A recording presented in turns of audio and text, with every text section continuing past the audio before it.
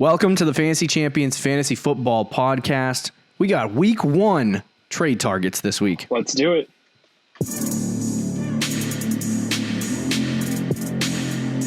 Welcome to the Fantasy Champions Fantasy Football Podcast. Here's your host, Morgan Colby and Rick Lemon.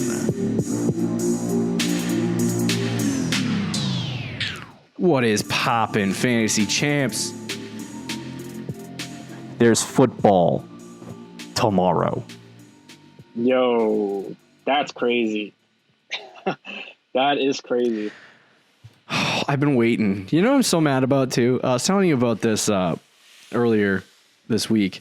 I said I wanted to draft Clyde in our home league, so I would be... I mean, I'm obviously still excited about the Thursday night football game, but I want to see my team perform. So I feel like my season doesn't start till Sunday, and I wasn't able to get Clyde, so now I can't sit there and watch Clyde play. I will watch Clyde play because I'm ready for it. Right. See, I just want to watch football, so it doesn't matter too much to me, but I'm with you in the same boat. I almost didn't trade Travis Kelce in our home league because I just wanted to watch him play. You want to see how your team performed. I literally just wanted to root for somebody on Thursday. I still will, though, because I have other leagues. Yeah. They're not in our home league, but yeah. So I'm funny. with you on that. He literally dirtbag drafted Tom Brady so he could watch the Bucks. I did. Idiot. And I don't regret it. He doesn't regret it whatsoever. That's the sadder part. So let's jump. We have week 1 trade targets. We're going to give you some players that we're buying, going into week 1, for, a various amount of reasons. And then we're going to give you players. We'll probably start with the sells, but we're going to give you 3 players that you should sell. And then a small Thursday night football preview, jumping in. This is crazy. I feel like this isn't happening. It is. It's been a long year. It has been, yeah. And I'm glad that football is here and nothing at this point is going to stop it. So before we get into our week 1 trade targets, follow us on Twitter and Instagram. Twitter at the FF Champs, on Instagram at the Fantasy Champions. Like us at facebook.com/the Fantasy Champions. If you're listening on Apple Podcasts, Spotify, Stitcher, or any other podcasting platforms, be sure to leave a review, subscribe, and share this podcast with your friends. If you're watching on YouTube, subscribe, click the bell for notifications, like, and leave a comment down below who your favorite sell high and buy low candidates are. So let's jump right into this sell high, buy low conversation. So let's do it. We're going to start with the sell highs, and then we'll go to the buy lows. Now that I decided right now what that's going to be. So the first one on our list is Leonard Fournette. And I said on our last show we would talk about Leonard Fournette on this podcast. I made some promises. I will keep those promises. Just a small breakdown before we get into the details of why Leonard Fournette is a sell high. Leonard Fournette was cut from the Jacksonville Jaguars, which completely changed his value. He was cut from the Jacksonville Jaguars and signed with the Tampa Bay Buccaneers, 1 year, $2 million contract, making him the presumed starter for the Tampa Bay Buccaneers. Rojo is still there, obviously. There's a lot of different stuff that goes along with Leonard Fournette that I think a lot of people aren't really considering. But with that being said, how much opportunity do you think Leonard Fournette is going to get in this offense before we get started on why he's a sell high? Well, this is partly why he is a sell high, because I think he's going to get a decent amount. I think he's going to get more than I think you do. But especially early on, I do think they're going to ease him into it. And, Bruce Arians has said 4 days ago, or 4 or 5 days ago, he did say Ronald Jones is the starter of this team. He's going to start. Right. They also said LaShawn McCoy is still going to play a role in the offense as well. So they drafted Keyshawn Vaughn as well. Like, they have running backs on the roster that they do plan on using. Yeah. I do think Fournette, as the season goes on, is going to be the best running back on the team, so he's going to get the majority of the work. But, yeah, I mean, I don't know. I think they're going to use an RBVC, and it's especially early on. It's gross. Yeah, it'll be gross. For me, I think personally, I believe I tweeted this, I'm not sure, but looking at last year and how, because obviously we know the Bucs are going to throw 600 times and all that stuff. Looking at Fournette looking at Peyton Barber and Ronald Jones from last year, it was 150 something for Peyton Barber and 176 for Ronald Jones. I think you could see a situation where Ronald Jones gets 160 to 170 rushes and Leonard Fournette gets 180 to 190 rushes on the season. I think they split the pass catching work overall. And so I feel like they cut Derek Gumbawale, right? They did. They waived him. Okay. All right. So, but for Fournette, I think it's just going to be a clean split between those two guys. I think Keyshawn Vaughn will either be redshirted, like you said, or he's just going to sit in the third spot for a majority of the season. He's going to be redshirted, I think. For the most part. But I feel like that's the big situation with Fournette, is that he's not going to get the work. He's not going to get the opportunity that you would expect him to in an offense. And I'm not saying this because you called me a Bucs hater, but I'm not saying this because I hate the Bucs. I'm honestly saying this because I want you to have success in your fantasy leagues. Do not buy Leonard Fournette. Do not run out and try to get him on your fantasy team. I fought it. You put him on the trade block. I DM'd you, and I was like, "What do you want for him?" Yeah, almost bought it. You're like, never mind. I was interested, but I think that's the biggest thing for Fournette is that I just don't think he's going to get the opportunity. He wasn't efficient last year, and I think last year obviously he was in a trashy offense that couldn't move the ball, and one of the worst offenses in the league. And I think that had an effect on Leonard Fournette's efficiency, but he's never really been an efficient running back in the NFL. If you look at his yards per carry totals, you look at his, the metrics that I talk about in Player Profiler, you can look it up yourself, but the metrics that you get for Leonard Fournette in terms of what he can control, not what his offensive line controls. So that's broken tackles, juke rate, all of that stuff. He does not have success in a majority of those categories. So he's not efficient because his offensive line sucks. He's just not efficient because he hasn't been good. So I think he's going to be more efficient in this Bucs offense because it is a good offense and he's going to get opportunity in it. But I don't think the efficiency is going to line up for Fournette in a match of production for this year. You know what I mean? And it's because he's not going to get, I think there's a world, and this is a very, I would give it a 0.5% or maybe a 1% chance of happening, but there is a world where Ronald Jones just crawls in a hole and never comes out, and Leonard Fournette gets 250, 260 rushes.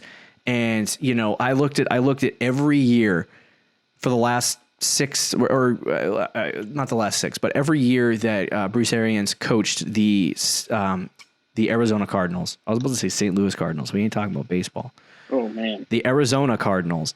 When he coached the Cardinals, he really went with an RBBC for the majority of his time there, outside of the year that David Johnson broke out. And I think a majority of the time he was there, it was David Johnson being hurt or not having a running back in general.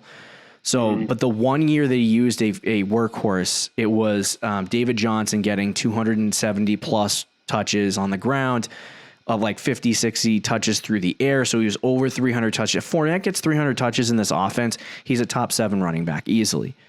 I just don't know if the opportunity is going to be there. So, and I'm not willing to take the risk on it. He has fallen a little bit in drafts. So I don't think it's a bad place to take him in the 5th, 6th round as a flyer pick, but sure. But for me, I think more specifically, the reason why he's a sell high, because, we got to get to the next player, but the reason why he's a sell high for me, and by the way, we will not talk about these players for this long. It's just because Leonard Fournette is on a new team and we need to react to it, is why we're talking so long about Fournette. But anyway, so the reason why Fournette is a sell high is because he's not going to get the opportunity. I think that a lot of people like yourself are really hyped up on the Tampa Bay Buccaneers. Right or wrong, good or bad, everyone has a thought on the Bucs, and most of them are good. I have my opinions on the Bucs. I don't think they're going to be as good as people think they are. That's just me. It doesn't really, to me, obviously, I get, we sit here and we talk on this podcast about our opinions, so I will share that. I don't think the Bucs are going to be as good as everyone thinks they're going to be, but I still think they're going to be a top 10 offense. Like, they have Tom Brady, they have a really good receiving core, they have good tight ends, they have good running backs now, offensive line's okay, so it's I think they're going to be pretty decent this year. it would be stupid to say they're not going to finish top 15 at least. But right. I just, I think that I'm a little down, as you said, I'm a Bucs hater, but I'm a little down on the Bucs more than other people would be. But I think just because of the offense, people are just going to buy the pieces. They're going to buy Gronk. They're going to buy, it's not Njoku, it's OJ Howard. I put those people in those two guys in the same box every time. But anyway, they're going to buy Chris Godwin and Mike Evans, everyone in that offense. The more players that get added to that offense that are talented, the less opportunity the other players get. So I feel like Leonard Fournette isn't going to get the opportunity that people think. The reason why I would sell him high is because I think a lot of people were like, I don't know where Fournette's going to go. I don't know if he's going to get the opportunity. Goes to the Bucs, and they're like, here we go. Let's go. Saddle up. I want some Leonard Fournette. This is your opportunity to trade him to get really good value back before week 1 where he completely poops himself and ends up not being really good. Rick, I want you to tell everyone the trade that you pulled off this week with Leonard Fournette. Yeah, I mean, so for anyone who, well, first I guess I'll say a trade. I you were gonna defend the trade for the other guy again, weren't you? Well, because I traded Leonard Fournette, Travis Kelce. Okay, who's got a lot of trade value. Yes, I agree. Leonard Fournette, Travis Kelce, and I think Devontae Parker for Joe Mixon, Cooper Kupp, and Noah Fant, which you thought was in. That's a lot. That's a lot. You fleeced them. Travis Kelce is a lot. I'll give you that. But what he got back, it's a straight fleece. I mean, he gave up a potential top 7 running back, automatic 300 opportunities for a running back that might not even reach 200 opportunities this year. Yeah, I mean that's just not. That's a bad trade. Depends how good Fournette is, because if he's if Fournette's ridiculous, then it's a good trade for either side. Whatever you want to say. But I think right now, based on what we're talking about, but those are the type of trades that I'm talking about. Right, people are willing to sell Fournette or buy. I should say, people are willing to buy Fournette because he's now on the Buccaneers, and they're not looking at the situation. Right. Anybody who believes in the Tampa Bay Buccaneer hype right now, that's who I would target.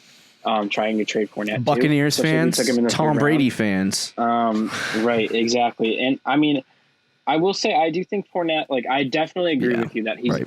I don't think he's going to be capped off because of the amount of opportunities he is going to get. Exactly. But I do think he is going to be very efficient in the opportunities that he's going to get. More efficient than he's ever been in his career. Right. And also, like, I mean, for the things that we talked about with Ronald Jones, and the reason we weren't we were kind of high on him was like partly because Tom Brady's usage of running backs in the red zone. Like, I think Leonard Fournette can honestly he's going to get a lot of touchdowns this year, and I think he's going to be efficient, but it's not going to matter because of how many touches he's going to get. Right. But he'll be very efficient for what he gets. I'll say kind of like a Kareem Hunt, but he's not going to be. I don't think he's going to be that top of the 3rd round pick you drafted him to be.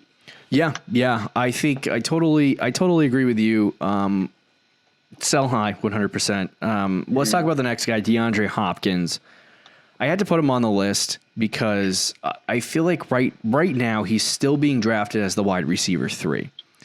And this is a guy who I feel like week 1 is going to disappoint their owners.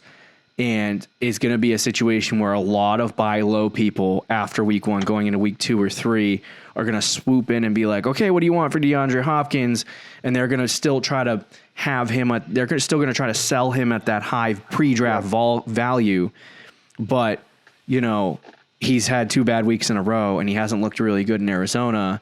And you know what I mean? People are trying to buy low on him. So you're not going to really be able to make a whole ton of deals, and you're going to be better off holding on to Hopkins at that point than trading him away for the low draft capital that the low value that you're going to get back in return after week 2 or 3. So I would sell him right now because people don't know what he is. People don't know how good he is. He's still that top 3 player.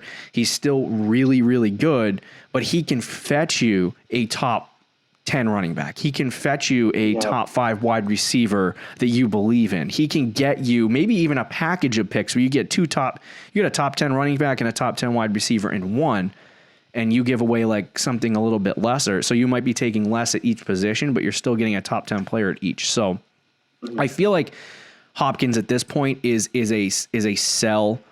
just based on he's not going to reach his top 3 value, and you need to sell that now. You know what I mean? It's as opposed to waiting until after week 1 when he gets 7 fantasy points and he doesn't look. He's got a real tough matchup week 1 against the San Francisco 49ers. Right. People are going to be like, sell DeAndre Hopkins. Wow. It's not necessarily like if you have DeAndre Hopkins, you want to keep him totally fine. Like that's not. I won't judge you, but I will judge you. Right, but if you are going to trade him, I would suggest doing it before the season starts, like you said.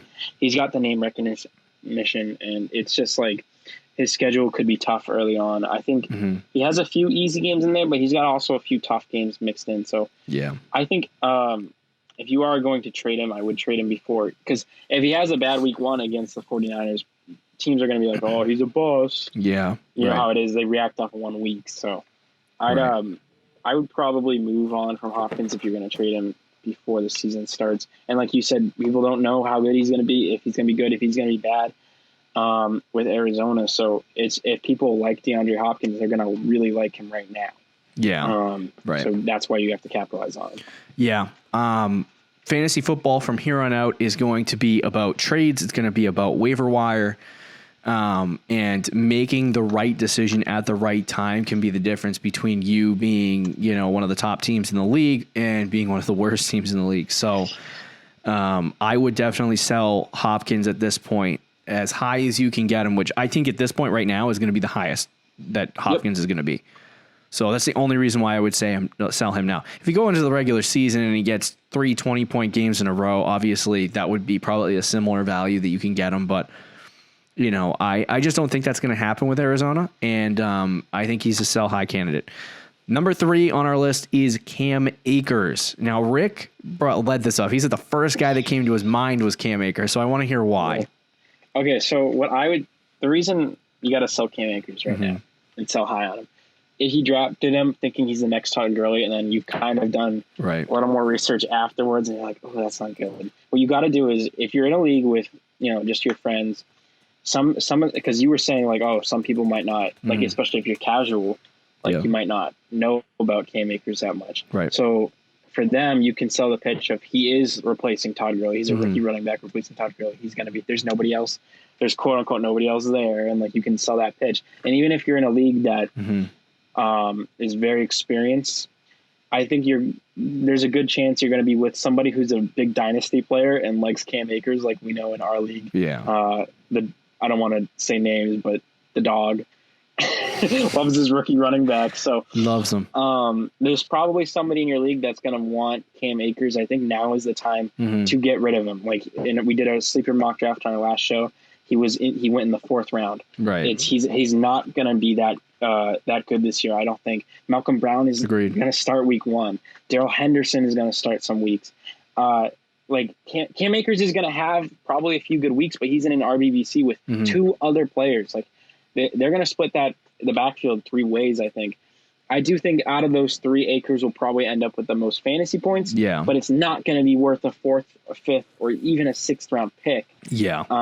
Sell him right now for somebody who went in the 4th, 5th round, who's actually worth that type of selection. Fair enough. I'll agree with all those points. I won't say much on Akers other than I think like we mock drafted yesterday in our final mock draft, and he was in the 4th round, and I'm astounded that at this point in the game he is that high on the draft board. Especially for people who are drafting, Monday, Tuesday, Wednesday before Thursday night football. It's shocking to me that Cam Akers is that freaking high. Yeah. And it's one of those buys that, they've announced Malcolm Brown as the first running back on the team. They still have Darrell Henderson.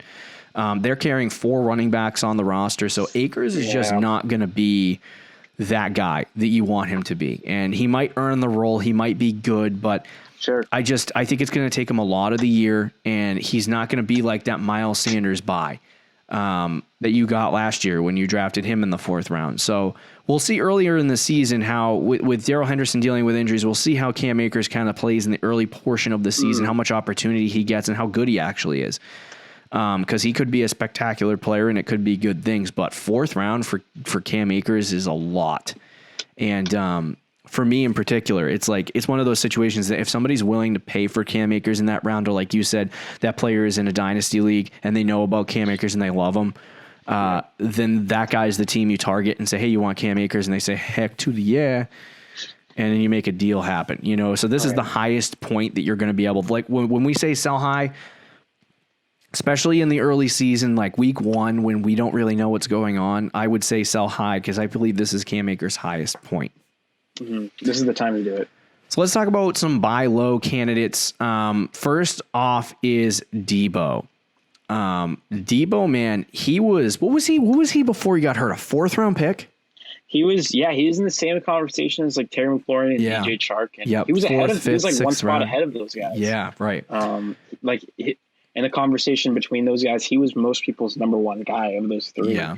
So before he got hurt, he was solid, like 4th, 5th round pick. Yeah. And so before, obviously at that point, people were going to buy. And I think actually there was a situation where he was going to move up. Had he not got hurt, he was going to move up into the 3rd round. And I feel like, which is way too high. Like I would have been like, no way. But Deebo, at this point is obviously he got injured. He's been dealing with the injury and the injury has generally recovered. Like he's, or I shouldn't say the injury recovered, but he recovered from the injury. He's improved significantly, and they're even talking about possibly playing him week 1. I would not be surprised if he just it's week 2 or week 3 when he comes back. Right. The reason why I would say buy low right now is because when you look at his ADP, he is in the 6th, 7th, 8th, I would say 7th or 8th round at this point, and no one is purchasing Deebo. His ADP is going down. And I feel like the team who has Deebo Samuel is going to sell him at a lower value than what you would value him at, right? So if he got him in the 8th round, he might be, I love Deebo Samuel. You might be able to go back at him with a 6th round pick and be like, hey, I like Deebo Samuel. Do you want to do a deal? And he said, sure. As opposed to if he comes out of week 1 or week 2 and he has 15 fantasy points, the value is all automatically going to be like through the roof. So it's like, I feel like at this point is the lowest point you're going to get Deebo. And I think we've obviously talked about his upside and how good he can be in that 49ers offense, especially when there's nobody there to catch the football. So I think Deebo Samuel is going to be ridiculously good this year. And at this point with his low value, I would run out and buy him in as many leagues as possible. Yeah. Me too. I mean, anytime he's been on the board, like in the 7th, 8th round, I was absolutely targeting him. And even if he misses week 1, like he should be back full strength by week 2, week 3, ready to go. Let's talk about number 2 on our buy low list. It's Antonio Gibson. Now, a lot of people are going to be like, what do you mean, Antonio Gibson? Isn't he a buy high right now? Well, if you're an industry person, yes. Right. Sometimes buying into the market as high as possible is not a bad thing. But what you think is high. If you bought into Tesla 10 months ago, you would have made out pretty freaking good. But at the time, you're thinking like, it's the highest point Tesla's going to be. So what are you calling Cowherd right now? Yeah, dude, totally. I just saw that example earlier today, and I thought it was a very good one, so I wanted to use it. Did he actually use that? No, he did not. He didn't use it. I would never knock off Colin Cowherd. That's funny. But anyway, Antonio Gibson for me, I think he's very at this point. A lot of people value him pretty highly, and I think he's kind of in the middle. He's in that middle conversation where you could sell him high, but you could also buy him low, and it depends on perspective. I think Antonio Gibson is going to be a lot better than what people anticipate him being, especially people who don't really follow fantasy football all that much.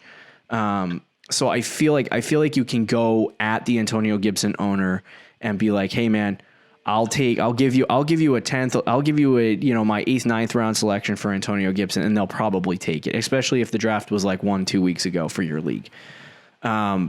So I feel like he's a good buy low candidate just because I think as soon as he comes in and he starts getting 6 targets a game or something ridiculous like that, and he gets like, maybe 8 to 10 rushes, which is not unthinkable. He could be getting 14, 15 opportunities a game. And if he's efficient enough, he could definitely be one of the breakout running backs that we see this year, finishing as a mid-range RB2, similar to how Miles Sanders did last year. So it's like, if that happens, then what you're getting what you're getting Antonio Gibson for is not that much. So I would look at it that way, and instead of thinking like, oh, he's very high right now and a lot of people know about him. A lot of people are talking about him because of the Washington Redskins cutting, Peterson and Darius Geis and, the different situations surrounding Washington. I would just say buy Gibson now before he becomes ridiculously unbuyable. Absolutely. I think he's worth the buy as a bench player. Like, you could honestly trade like 2 decent bench players for Gibson right now, or even one really good bench player for Gibson right now and get him. And I think he's worth that flyer on the bench. Right. I almost said the Washington football team. Did I say the Redskins multiple times? Yeah. I mean, I was like, I'm trying to like stop myself from saying the Redskins. Washington football team. This is Washington. That's all we got to say. We don't need to say football Washington. team. What if we just call them football team? If you did, I would get what you're talking about immediately. Football team Washington is going to use Gibson this year. Football team's really good. Yeah, I mean, it comes from Ron Rivera came from Carolina. He loved McCaffrey. Remember when they drafted Antonio Gibson? Remember, this was like 3 months ago. He compared Antonio Gibson to Christian McCaffrey. I know. Hold your breath. That'll get people to buy too high. Right. Scott Turner, I believe, is the offense coordinator. Who came from now? Who is North Carolina. Turner's son? Who again loved Christian McCaffrey, and he's the one who used him heavily in the passing game. Right. So there's a very good chance that they're going to use Antonio Gibson in similar ways. Right. To what Carolina did with McCaffrey. Mm-hmm. And really, like, he's got upside running the ball as well, because there's really not too much competition. You know, I heard there's, and I don't know if it's going to happen, but I heard there's talks that Bryce Love might get scratched for the first week. He obviously made the roster, but, there's not a whole, I mean, if he gets scratched week 1. I'm dying for a running back in our Dynasty League before the season starts, in one of our Dynasty Leagues together. And I'm having a hard time finding one. Bryce Love, I thought, might get some opportunity. But I guess I got to go with Rashad Penny on the PUP. Yikes. But yeah, with J.D. McKissick and Peyton Barber, I think Gibson can totally beat out those guys. Right. When it comes to running the football. So by the end of the year, I mean, there's a chance that he could be somebody that nobody was thinking a few months ago ends up being a top 5 rookie running back. Definitely. Being the top 5 rookie running back, and top 3 rookie running back. The final guy on our buy low list is J.K. Dobbins, another rookie running back. I feel like he's going to be a buy low. I don't know if we'll put him on the week 2 buy low list, just because there's probably going to be a lot of options. But I want to put him here now because I feel like now until week 8 or now until week 9 or so, he's not going to be. I really do believe J.K. Dobbins is going to be this year's Miles Sanders and be in that vicinity of the running back 15, 16, 17, and not really break onto the scene until the latter half of the season. He's shown some really, really great pass catching ability when a lot of people have said he can't really pass catch. He has kind of the same, opportunity pass catching wise that, Swift and Jonathan Taylor got in college, but Dobbins has shown an affinity in this Ravens offense to be able to catch the ball through the air. So I feel like that's going to be one of the X factors for Dobbins, but obviously we have Mark Ingram there. It's going to be difficult for him to get the work. And I think it's going to take him a little bit for this, at the beginning of the season to get to that point where he's really good. So I would buy Dobbins. I would buy Dobbins at this point as low as you can get him for the next couple weeks before he does start to get better, because then you're going to have to pay more. I've talked to different teams, and right now I think the value is like Tyler Boyd, which is, that's not a bad trade. No, it's for not. Dobbins. Like, if you need running back depth and that's what you've got, like, give it away. If you have Christian Kirk, Tyler Boyd, Deontay Johnson, Mecole Hardman, guys in that vicinity, and you can trade that away for J.K. Dobbins, I mean, I'd do it in a heartbeat. So I don't know that the team that you're negotiating with is going to do that, but that's just what the talk has been in terms of what I've had in circles. So, but for me, I think Dobbins right now is somebody that you can go in, buy low on, and then hold on to. I know he's not going to be good earlier in the season. He might week one, he might be like Alvin Kamara and just freaking shred the field. But yeah, I don't know. I don't know if that's going to happen. I mean, and he could be good. Right. He could be bad, but I would buy low on him now. This feels like it does kind of feel like a Ingram Kamara type of situation. Mm-hmm. It was with the Saints, and now it's funny that Ingram's still there, and it could be the same thing. It comes full circle. I mean, I still think Ingram. Like I drafted him in our mock draft last show. Like I think like he'll still be good, and that's a thing that you can pitch to the person who owns Dobbins. Like let's say he's still kind of the backup running back there, Right. but in reality, the Ravens ran the ball 600 times last season, 596 to be exact. They have enough room for both guys to potentially get around 200 carries if they wanted to. I don't think that's necessarily going to happen because Lamar is also going to rush a lot as well. Right. And they'll probably still use Gus Edwards a little bit. But, yeah, his passing upside, Right. he could get like 150 carries. And then could throughout the season, they could use him more and more as well. Right. For not just week one, like you said, but throughout like the beginning of the season, Dobbins should be a buy on your team. Yeah, definitely. That'll do it for the trade targets for this week. What say we move into Thursday night preview because let's do it. This is going to be really quick. Last year we did a whole crap ton of matchup breakdowns, and I felt like they were really boring. So what we're going to do is preview just one game each week. Okay. Most likely Thursday night. I haven't decided yet. I was thinking we'd preview the game of the week for fantasy. Okay. But either way, we're going to start with Thursday Night Football because I feel like this game is the most interesting this week, if we're going to be honest. If you have to look up matchups. A lot of fantasy. Dallas and LA is probably the second most interesting. Yep. But anyway, I think Saints and Buccaneers actually too. Oh, yeah, that's right. I totally missed that game. So anyway, we'll pick one game. Either pick one game each week or just break down Thursday night. But we're not going to break down every single game. So thank God you won't have that situation. But anyway, before we jump into our preview of our Thursday night football game, if you haven't heard about Anchor, it's the easiest way to make a podcast. It's free. There are creation tools that allow you to record and edit your podcast right from your phone or computer. And Anchor is going to distribute your podcast for you so it can be heard on Apple Podcasts, Spotify, Stitcher, or any other podcasting platform. You can also make money from your podcast with a no minimum listenership. So right off the bat, you're making cash. It's great. It's everything you need to make a podcast all in one place. So download the free Anchor app or go to anchor.fm to get started. So let's break this Chiefs Texans game down really quickly. In similar matchup breakdown fashion from last year to bring the old memories back of the painful experiences that we. I don't think it was that bad. I don't know why you disliked it so much. I actually enjoyed it. I had started getting back pain because I was sitting there and as we were doing them, I started to slouch more and more and more. And I don't know what it was. I was boring myself. Spent too much time on some matchups that we need to spend time on. Would you start Ian Thomas or Travis Kelce? Travis Kelce, absolutely, obviously. Probably number one tight end this week. But anyway, so we'll go. We'll talk a little bit about we'll go position by position to talk about players that we're excited about. Guys that you should start, sit, whatever. Sure. Both of these teams generally are not good matchup. Are generally great matchups defensively. Texans are one of the worst rush defenses in the league. The Chiefs don't have the best defense in the NFL. They're mediocre and they're getting better. So I think the Texans do have a little bit cut out for them. They have it's a little tougher for them, but anyway. Right.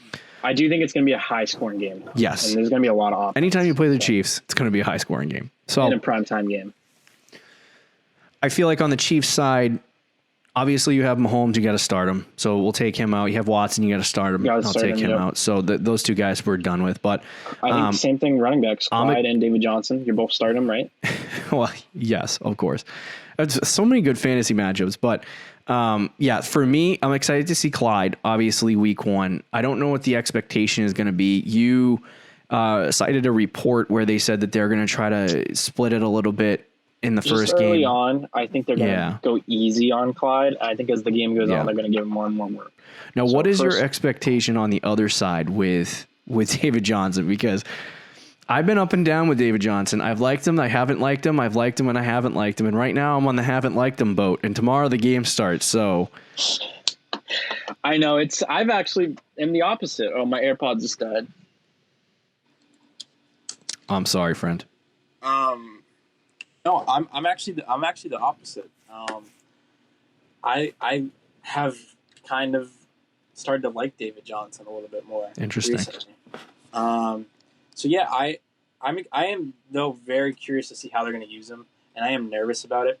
But I think there's a chance like he could have a big week this week against the Kansas City defense that has historically struggled against running backs. And Breaking news. See how they use him in the passing game as well. Agreed. Damian Harris has been placed on IR. He's going to miss at least 3 weeks. So, yeah. Interesting. Okay. Very interesting. Yeah, I mean, as far as David Johnson is for me, I feel like I don't know. I don't know what to expect in this game. He's either going to be very good or very bad, and it could go either way, to be honest with you. You'll know if you have a really good player. Who knows? Maybe he's mediocre and gets 8 fantasy points. Yeah, I mean, 8 fantasy points is not that good. No, I know, but that's better than like getting like 3. That's true. If he gets 3, that's going to be such a disaster. Yeah. I mean, I think he's going to be better than Carlos Hyde. Oh, yeah. I mean, Hyde's on the Seahawks, so. I know. Oh, you mean like Hyde last year, yeah. Okay. Hyde and who was the other guy that they have? He's still on the team. Duke Johnson. Yeah, he's going to be better than both of those guys. Is what I meant to say. Not like you're like moron. He's on the Texans. Like, shut up, dude. I do think Duke Johnson's still going to be involved in the passing game, but David Johnson's just going to take the carries that Hyde got, and then I think he might, at least split Duke Johnson with the receiving game. So I think he can have a good week. Yeah, definitely worth the start. Not bad. The interesting spots are wide receivers. So we have Will Fuller and Brandon Cooks. Would you be willing to start both of those guys in this game? I think if you drafted one of them and you have to start one, I would this is stick with it and go. It's a good matchup to do so. Yeah. So I would, but if you have better options for both guys, then I'd rather go in that direction. But yeah, I think it's a good matchup for both Will Fuller and Brandon Cooks. So if you do have them on your team, you need to start one of those guys. Right. I'd be okay with doing it this week. Okay, sounds good. I'd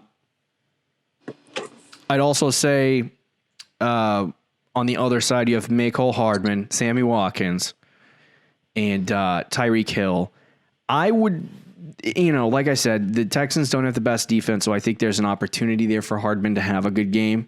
So if you're going to start him, it's not like if you desperately need a flex play for this week, like I feel like if you have a situation where your flex is not good enough to start anyone good after your draft, and you're in trouble anyway.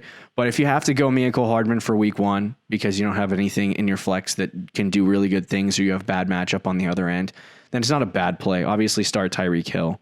But in my opinion, I think Hardman should stay on your bench this week unless you desperately need him. Yeah, I agree with you on that one. And then as far as the tight ends, definitely start Ian Thomas over. Yeah, obviously. Kidding, no need friends. to talk. So I think that'll do it. That'll do it for the Fantasy Champions Fantasy Football Podcast for our week 1 or our week 1 trade targets and our little preview of Thursday Night Football. Tomorrow, I don't even remember what we're talking about, but be sure to check it out. Follow us on Twitter and Instagram, and check out our website, thefantasychampions.com. We'll talk to you tomorrow, friends. Football season, let's go. Thank you for listening to the Fantasy Champions Podcast. Make sure you subscribe on iTunes and YouTube, and follow us on Twitter @TheFFChamps.